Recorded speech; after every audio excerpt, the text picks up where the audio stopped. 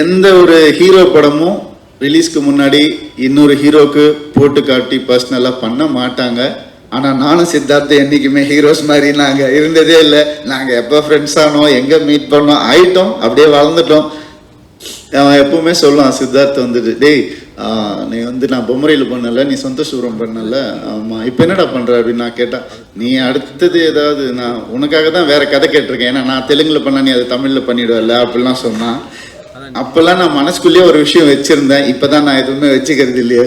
இப்ப சொல்லட்டுமா, ஏன்டா டேய் உனக்கு ஒரு ஹிட் கொடுக்கறதுக்காக எங்க வீட்டுக்குள்ளேயே நாங்க ஒரு டைரக்டரை வளர்த்து அவனுக்கு எங்க கதையை கொடுத்து ஸ்கிரீன் பே எழுதி உனக்கு பொம்மரில்லுன்னு ஒரு பணம் கொடுத்தா இப்பெல்லாம் நீ கிண்டல் பண்ணுவ அப்படின்னு நான் நினைச்சேன்.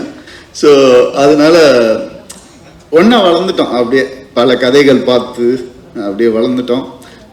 இன்னைக்கும் அவரை பார்க்கும்போது எனக்கு அதே சந்தோஷம்.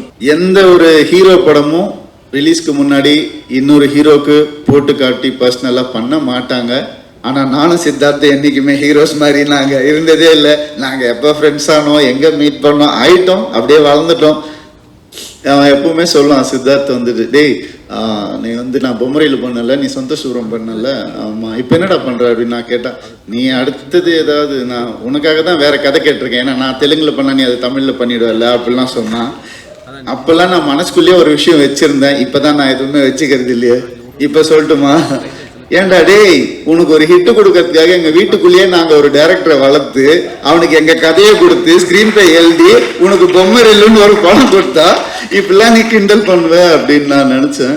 ஸோ அதனால ஒன்னா வளர்ந்துட்டோம், அப்படியே பல கதைகள் பார்த்து அப்படியே வளர்ந்துட்டோம்.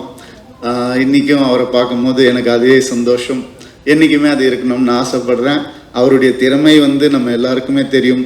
ஆனால் இந்த படம் பார்க்கும்போது நான் கோமாளி பண்ணியிருக்கிறதுனால, ஸ்கூல் கேரக்டர் பண்ணியிருக்கிறதுனால நான் கொஞ்சம் ஏர்லியாக பண்ணிட்டேன். ஆனால் நீ ரொம்ப லேட்டாக பண்ணியிருக்கிற, ரொம்ப கஷ்டம். அது வயசை பற்றி பேசல, பர்ஃபார்மன்ஸ் பற்றி நான் பேசுகிறேன், வேறு எதுவுமே கிடையாது. அந்த ஒரு ஷார்ட் நீங்கள் நோட்டீஸ் பண்ணுங்கள். இது வந்து என்னை ரெஃபரன்ஸாக கூட வச்சு அந்த ஷார்ட்டை பாருங்கள். அப்புறமா ரிலீஸ்க்கு அப்புறம் அந்த ஒரு செவத்துலேயே சாஞ்சிட்டு பேசுவார். அந்த வயசில் ஒரு 17 வயசில் அப்படி தான் இருந்தோம் நம்ம எல்லாரும்.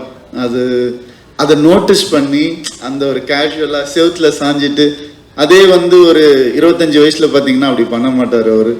ஒரு மனுஷன் வந்துட்டு அவனுடைய ஸ்கூல் டேஸ்லேருந்து கிட்டத்தட்ட ஒரு 45 வயசு வரைக்கும் 45 வயசு வரைக்கும் எப்படி வந்து அந்த வளர்ச்சி, அந்த டிரான்ஸ்ஃபர்மேஷன் ரொம்ப கஷ்டம்.